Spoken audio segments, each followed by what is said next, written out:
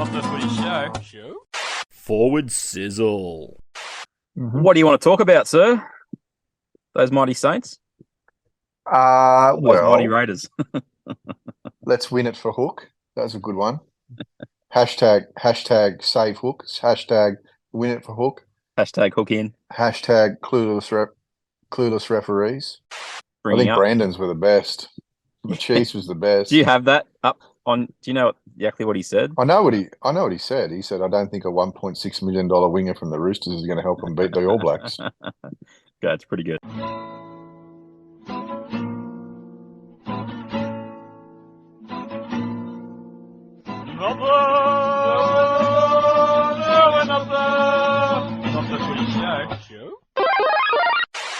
G'day, everybody. Welcome to episode 286 of Not the Footy Show. It's Warrick Nicolson in the beautiful surrounds of my car.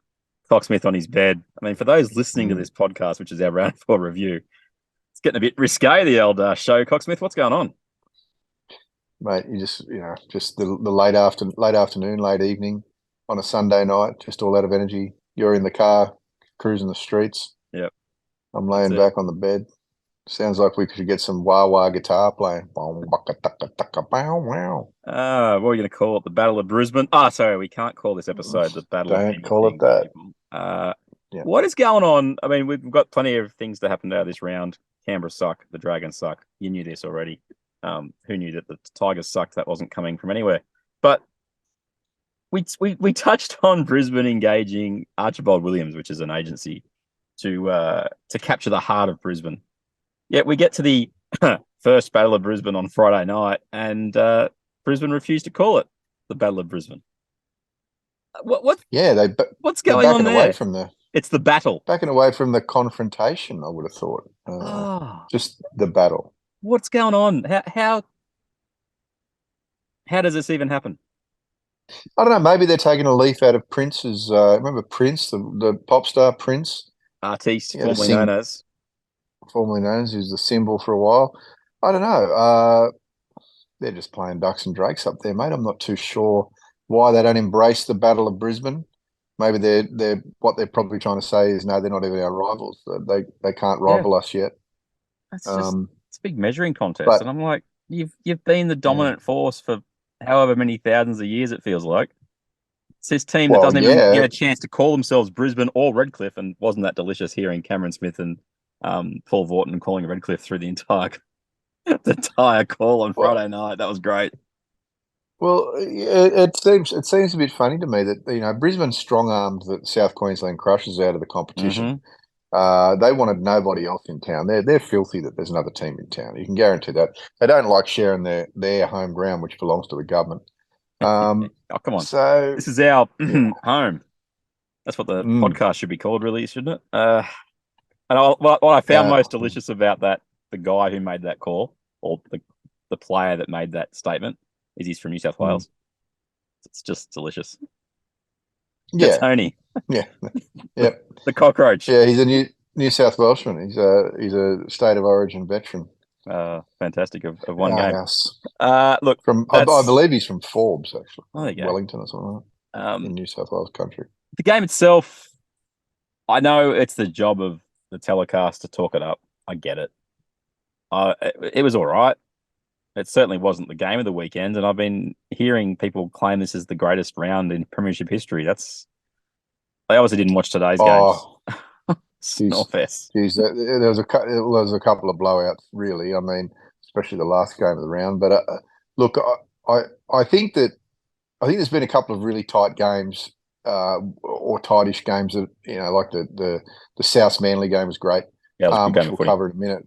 But I think the Dolphins game was pretty good for the first 50 or 60 minutes, and they ran out of players. They're just a little bit thin on depth.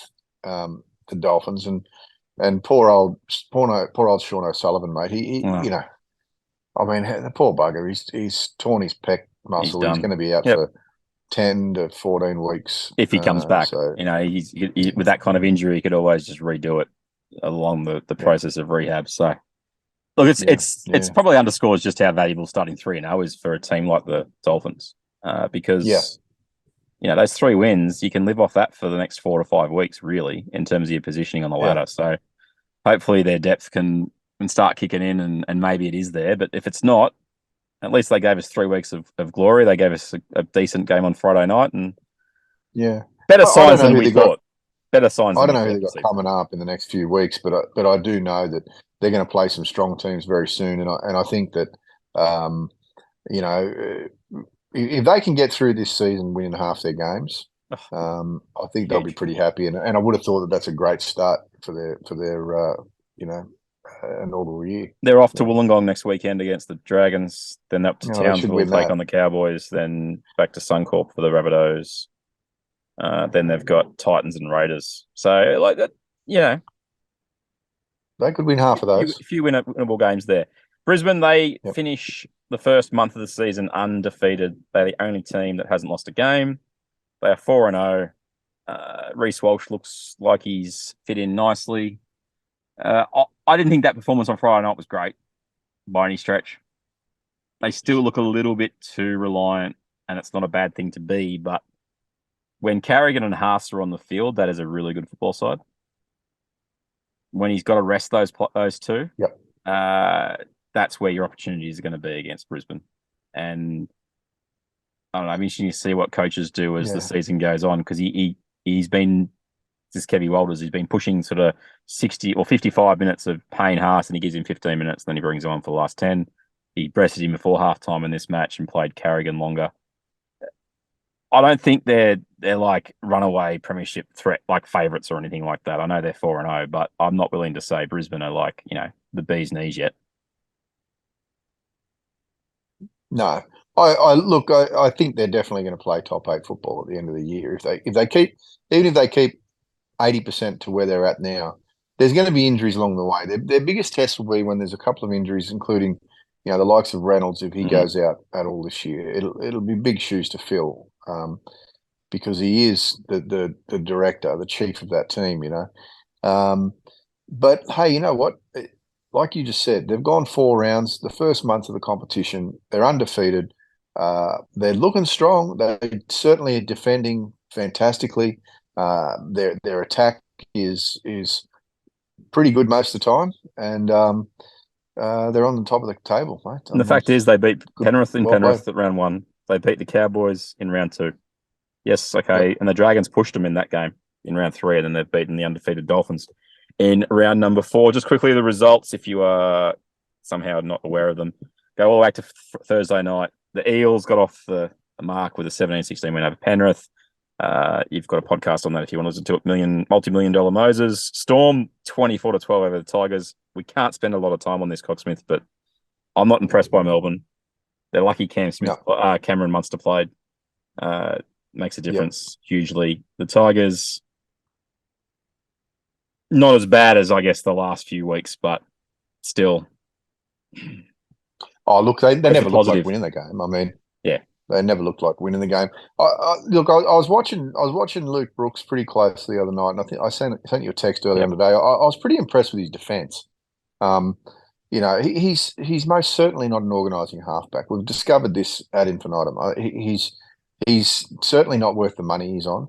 He's certainly not a top. He's not in the top 8 halfbacks in the competition. He's not really a halfback. He's kind of like a 5'8". But his defence was really good the other night. Brandon Wakeham isn't the answer. I don't know what the answer is, but it took us about 10 minutes, not 80 minutes, to work that out this weekend. Look, but I just hope that Tim Sheens keeps trying stuff. I think he will. They've got to mix it up, and it's too late to start sacking players because you can only afford so many players. So maybe bring some young guys in. Maybe let the young guys mix with the old heads that'll only benefit them in the future. They look like they're bound for the wooden spoon again, mate. They certainly don't. They don't give us much hope. Melbourne weren't much better. Melbourne were 2 tries better, and without Cameron Munster, anything could have happened. But they're certainly missing Jerome Hughes and Big Nelson, and the havoc that they can cause around the middle. And I believe they've got a couple more players out there. I'll tell you who missed Jerome Hughes the most on Friday night was Harry Grant. Grant, yeah. He Grant really and missed the he around in the freedom middle. that you having Jerome on his outside as that running threat. You've got to put your eyes to Jerome and go, okay, if he gets the ball, he might run on me. And that just leaves Harry that little bit of space around your marker defenders. He wasn't there on Friday night, and Harry barely ran the ball. It felt like Harry was just catching and passing and tackling the whole night. And that's just interesting. Interesting things going on there. We said that the Broncos beat the Dolphins. Cowboys over Titans. I'm worried if I'm Todd Payton. I ain't seeing 2022 Cowboys, that's for sure. No, there's been a bit of talk in the media that they had a fairly, for want of a better term, an easy off season. They haven't really been hammered too hard, and maybe they're lacking a bit of conditioning, and as opposed to the year before in 2022. Apparently, leading into 22, they had a fairly hefty off season and were hammered pretty hard. So look, I think people are, the experts are waiting for them to click. Just doesn't look like it's happening to me. I know the drink water's out, but it doesn't look good up there. It just doesn't look as smooth as what they'd got to the week in, week out last year. And in saying that, I know this is a fence-sitting opinion, but we're 4 rounds in. They're 2-2. Yeah. I'm not massively concerned if I'm Todd Payton, but I am looking at it going, how long do I stay patient with our playing style if it looks as disjointed as what it does? And that's the thing. There was a play. I know the Titans lost 2 players to injury. They lost Kieran Foran and Brimson in back-to-back in about 5 minutes. It's hard to overcome losing that. But I thought the only reason that the big play for me in the whole Cowboys game was that intercept by Val Holmes that led to a try. That doesn't happen. And who knows, the Titans may have got up there. Problem with Titans remains they cannot defend. The worst defense in the competition. The other game on Saturday night was the best game of the round, without a doubt. Manly and South, they put on a good early season grind. It was really, when's that team going to make a mistake and are we going to be good enough to take advantage? 13-12 Rabbitohs, Lachlan Lewis with the match winner, and I really enjoyed his interview he did with Fox after the game. He pretty much said, I'm on top of the world. How good was that? And it wasn't like, how good am I? It was, I've just really enjoyed what I've had the opportunity to do, which is kick the match-winning golden point. Love it. Yeah. More of that, please. What a great moment for a young halfback, just learning his trade. And from all reports, he's a really good fella too, and really humble, and he's all about team, which is great. And he proved that wasn't an easy kick. He had Sean Keppie almost on him when he kicked that, and having a 110 kilo front rower sprinting at you, whilst trying to line up a drop kick from 30 odd meters out, it's not an easy task. And well played, the young guys. He did really well. South's were a little bit lucky, I thought. When I say lucky, you make your own luck. But there was a possible try earlier on that went south, so to speak, when the referee pulled Brad up Parker's for an alleged pass back inside, but wasn't forward. But the ref, look, it floated forward. There's been internet sleuths who've slowed the footage down and seen that it was passed on the. But if you do that for every play, every try on a breakaway, every pass is going forward. It was passed 32 metres out, and it was caught 30 metres out. So it has floated 2 metres forward. But Brad Parker is running at about 80% pace. Yeah, he would have covered that 2 metres, more than covered that 2 metres with that pace. So it's come out of his hands backwards for sure and certain. And the referee's called it up, in my opinion, wrongly. It's the wrong call, but you look at his angle that he's calling the decision on. I can understand why he called it was forward. Is it the wrong call? Yes. Well, but from where he was standing on the angle, and look at the replay, people, you can understand how he thought that may have gone forward. Yeah, but he's got to have, he's a first grade referee, mate. He's got to have better awareness of where he is how square he is to the sideline and stuff like that. But do you want him making a call, or do you want him wimping out and not backing his conviction? I want him backing his conviction every single time. Yeah, not really. I hate it when referees start popping off thinking they know everything. He was wrong in that instance. It's not like the and he was bunker wrong. does. And there was a couple of plays earlier on, and some people say, oh, well, then we got it right in the end. But there was a couple of plays earlier on where Manly had a couple of forward passes, like legit forward passes, and he missed those too. So he missed a couple and then got one that wasn't one. So, yes, you could say that it was squared up, but and maybe the right outcome happened, but you were wrong twice, basically, to get to the right. Yeah. Does Latrell make the tackle on Turbo, I guess, is the big question, because I think something that Manly fans are missing in the whole we were robbed argument is that Latrell had a play on Tommy. He decided not to tackle him because the referee had already called forward pass. But this way, we're about to get to a game today where there was a decision that was just insanely bad that wasn't referred. But at least with Latrell, he had an option to maybe tackle him. The Manly South one wasn't as bad as the one we're about to discuss. Quickly on South, I just want to quickly Demetrio is doing a good job this year because they're not, that left edge ain't working the way it normally does. They don't seem to have an easy avenue to points like they have had in the past, and they've kept a team that was undefeated for the entire of 2023. So maybe our Supercoach needs to go back to some honesty sessions at Macca's at 11:30 at night. I love that the NRL roast, that post about his halftime speech. If you haven't seen it, people, check it out. Yeah, check it out. One of the greats.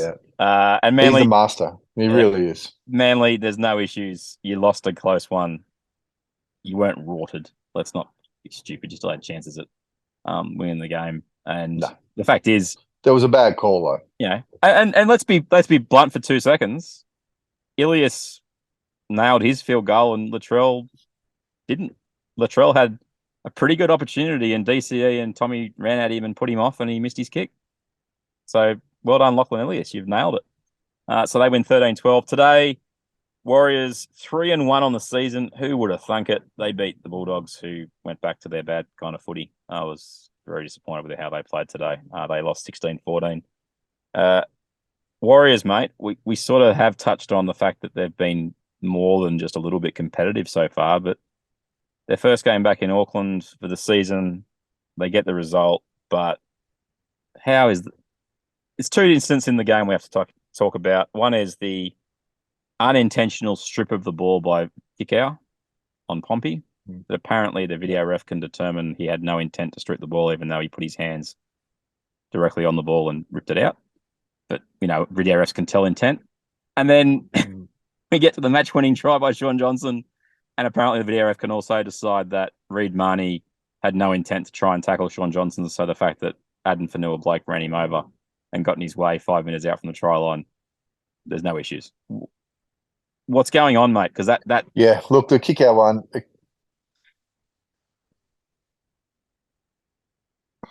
The kick-out one was wrong, and the Addin Fonua-Blake one was probably the worst obstruction that I've seen that's been let go. I just don't get it. We learn that they train us into knowing and thinking that, or knowing that if you get a block runner run through the line and hit a defender's inside shoulder, that's an obstruction, right? Addin Fonua-Blake didn't just hit the inside shoulder of he ran into Reid Marnie and knocked him over. Right now Reid might have played it up a little bit, but it was legit. There's no way in the world that Marnie had a chance to get to the try scorer. It was an obstruction for your life. That's the worst call that I've seen in that situation. They didn't even review it. So I guess it got given. No. Well, this is another one. I think the referee missed it horribly. Agreed. Because, like I said in the text today, if the referee blows time off and says, "Hey, this guy I'm going to call this a no try. I want it reviewed. Yeah. Then I believe, with that kind of attention, the bunker goes, oh, yeah, okay, that's got all the ingredients of obstruction. But because he awarded the try, and the bunker has a quick look at it and says, yeah, no worries. They got it terribly wrong, and the referee got it wrong for sending it up as a try. So, ultimately, I don't think it would have helped the Bulldogs all that much, because they were back in the Bulldogs of 2022 a little bit today. They were bad today. But still, I just don't like things. Again, this is where like the intent thing comes out, is that they're basically saying that Reid Marnie had no play on Sean Johnson, regardless of whether Blake's there or not. That's what they're saying. He may not have stopped Sean Johnson. Yeah. He might have, but your mate Brandy Alexander said something pretty on point in the post-match discussion. Who says he couldn't have whacked the ball out of his hands? Correct. He would have got to him. He wasn't 5 meters away. He's about 2 meters away. Yep, he had a play on him. He would have got. He would have touched him. Yep. I'll guarantee he would have touched him. So who's to say he couldn't have knocked the ball out? Look, all in all, it wasn't a try. The books tell us it's not a try, but my head says that. Sorry, it was a try. The books tell us that, but my head says it shouldn't have been a try. It should have been reviewed. So there's 2 instances this year so far on tries themselves where the video ref has decided that he can interpret completely and utterly the intent of a player. One was when Matt Timoko didn't go for the ball on Tom Gilbert, when he pushed him out of the way. Apparently you can push a guy out of the way as long as he's not going for the ball. That's fine. So their intent was that Timoko had no reason to play the ball. And now they've determined that Reid Marnie had no intent to try and tackle Sean Johnson. So we're on fire with our video refereeing, but well done, Warriors. 3-1. I just hate I hate the language in that. Like they all they have to do, rather than say, such and such intended to do this, is just change the language a bit. I don't believe he intended to do this, or I believe he intended, because that's completely different to knowing what the intent was. You don't, and I know that sounds pedantic and nitpicky, but the language is horrible when they say it. Billy may kick our intended or did not intend to. Yeah, you don't know what he intended to do. He might have been thinking about having McDonald's. He may I would have thought intended putting to do your hands nothing. on the ball might give some indication that maybe he did it. And that's the thing that baffles your mind, is that you just go, so you can't. And I go back to this as an example. We can't determine intent when someone gets slapped in the head. Oh, it's an accident, please. But we can pull it when someone's pulling out on the ball or not. Speaking of intent, Canberra in attack. None whatsoever. We were woeful today against the Knights. Congratulations, Newcastle. That's a good victory. But wow, it was a good victory. Canberra were wasteful. It wasn't because Fogarty wasn't there. Our game plan went back to Ricky's tried and true. Let's grind them into the dirt. And sometimes other teams might actually play some football. And look how Newcastle scored their tries today versus Canberra. That's all I'll say. You watch the game, feel the difference. Absolutely. And look, they're getting led around pretty well by Jackson Hastings. I think the Tigers might be looking at that going, whoa, we missed one. Meanwhile, David Clemmer's putting up Dalian-worthy stats, but we're not noticing him on the field whatsoever. Congratulations, Newcastle. And then tonight, this is the game I haven't seen a minute of. Sharkies 40, Dragons 8 at Cogra. How much of a nail, I guess, is the question I'll ask you, because it follows on from our Thursday night pod. How much of a nail is this in the Griffin coffin? Was it that bad a performance that the scoreline suggests, or what? Well, it certainly doesn't help him. It certainly doesn't help when you lose the local battle with your main rivals, or the local derby.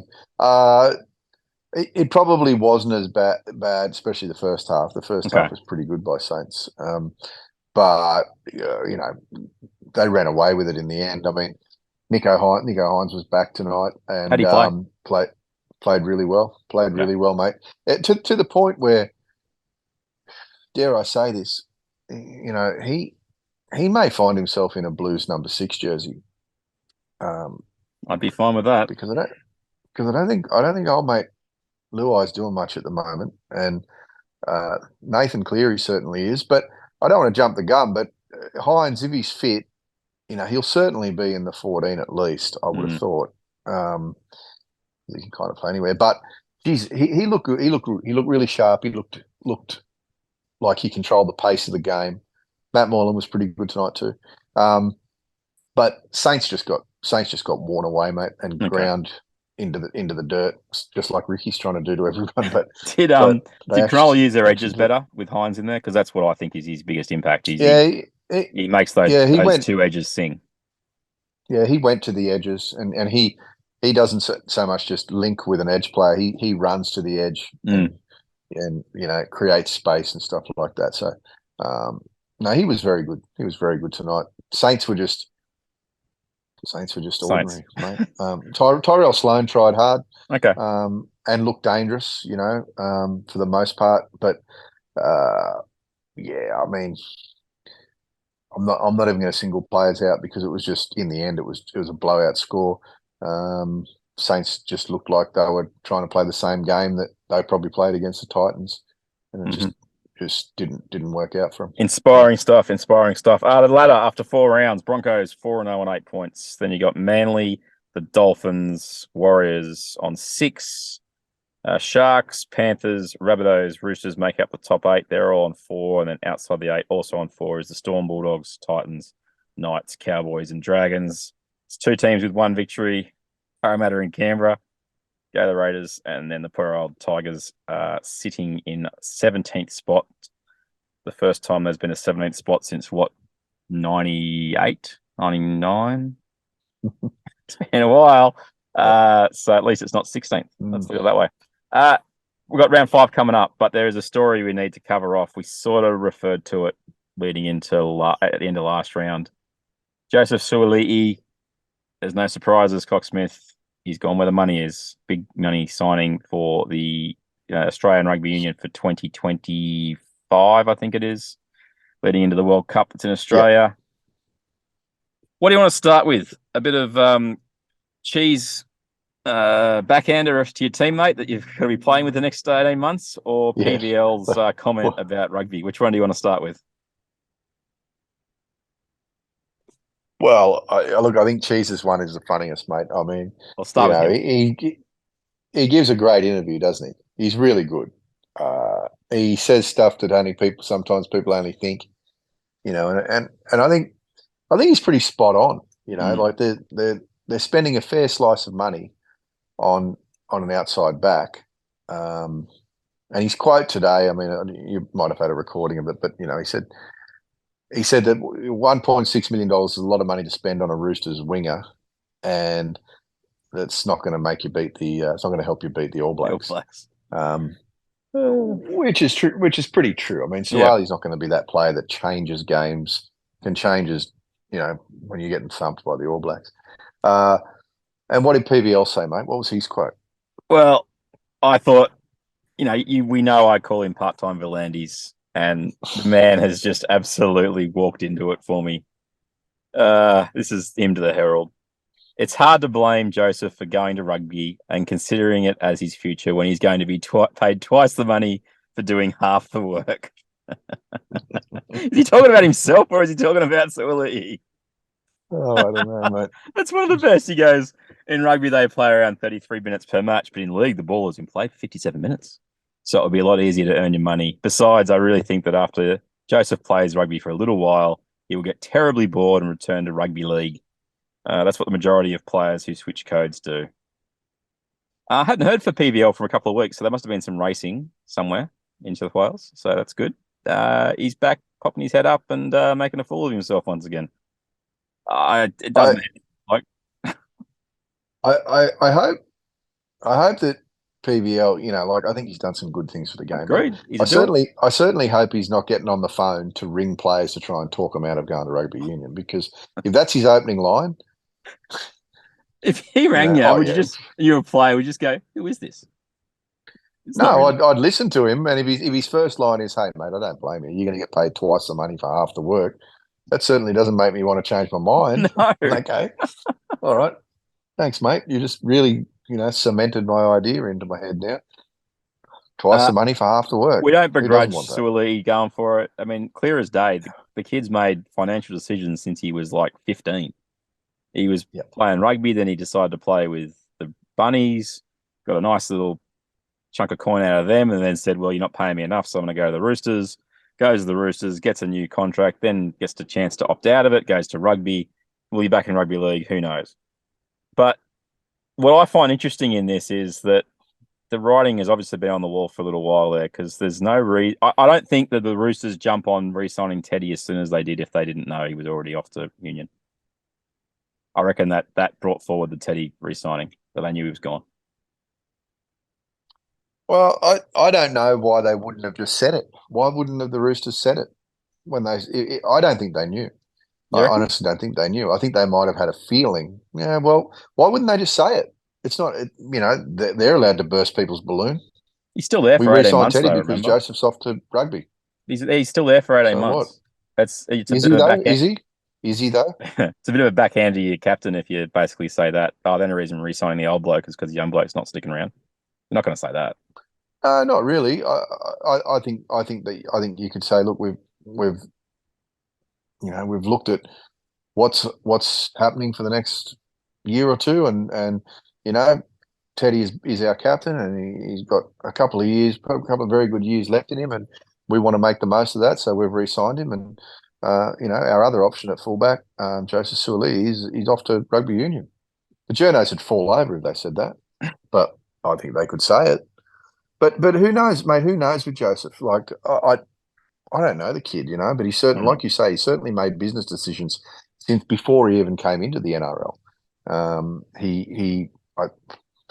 say that he got around about $300,000 out of South for a couple of years in the lesser ranks, and then just before he was going to jump into NRL, he's jumped out of their ranks. I'd love to know who paid for his Kings schooling. Because generally it'd be either rugby union or, maybe his parents did. I'm not too sure. But generally, if you've got a really good athlete, some club or some organisation will pay for their schooling. And the King's school, I think, is around about $70,000 or $80,000 a year. A lot of money. Not cheap. Not cheap. So someone, namely Souths or Rugby Australia, has paid for that schooling. Or at least contributed to it rather heavily, I would have thought. So he's always made business decisions, and good on him. Like this is his business. His business is sport. He's very good at it. 100%. I don't begrudge him for trotting off and getting 1.6 or whatever it is per year to play rugby. If that's his go, then fair enough. But I guess what leaves a little bit of a bad taste, according to Buzz anyway, Buzz Rothfield in the paper tomorrow, I've read an early release of that, is that apparently the Roosters aren't happy with Joseph's manager. And this isn't the first time that manager's gotten under the skin of clubs. If you remember, you cast your mind back to the Tigers with the Big Four were coming off contract at the same time, which was Mitchell Moses, his nephew. It was Tedesco, who went to the Roosters, Aaron Woods, who trotted off somewhere else, and Luke Brooks, who the Tigers kept. Well played. Now they were all under the guidance of Mr. Moses, and they all came off contract at the same time, which colloquial terms is basically a player manager's wet dream. To have four players come off contract at the same time is what you live for. Yep. Because especially when it's four of the biggest players at the club. Now, I'm not sure what the Roosters don't like about this deal, but I suspect it might have something to do with him not being all that communicative on who he was talking to with Joseph's career in mind. So we might hear some more about that. We may not hear any more of it whatsoever, but apparently that's the buzz, according to Buzz. Interesting. Final point as we wrap up the show. Would you believe, Coxsmith, that Junior Paulo got a grade 2 careless high tackle and Mitch Kenny got a grade 1? They're not the same tackle, yet both sat down for 10 minutes in the sin bin. Who knew that could happen? Actually, the judiciary's been throwing out some suspensions Disgrace. lately. Absolute absolute disgrace that, as we spoke about, just a massive get square on the referee's part or the bunker's part. I don't know who made that call, but yeah, he deserved a penalty. He didn't deserve to go to the bin. Like I said the other night, the bin didn't really affect all that much. The penalty certainly did, though. So, well, let's sleep. Funny how it works. That's been episode 286, Not the Footy Show. It's been Rob Cox. I've been Warrick Nicolson. You probably heard the cars go past for the last half an hour. Hopefully it sounds all right. And we will reconvene maybe during the week if there's any other news that drops that's pertinent to rugby league. It's been a pleasure, Coxsmith. Absolutely, mate. You should trot off, otherwise someone will be calling the cops about some weird some red and blue lights coming up from behind me right now, so I better go. We'll speak to you next time on The Footy Show. Take us out, mate. Take it easy, mate. Pepsi. Not The Footy Show. We are one different. Yep. What do you got? Canberra aren't making the finals this year. Oh, stop it. I'm hanging up. I got to go, mate. The bars are calling me. The honky tonks are playing my tune. What are you talking about? Not The Footy Show. You been sleeping over there? Pepsi.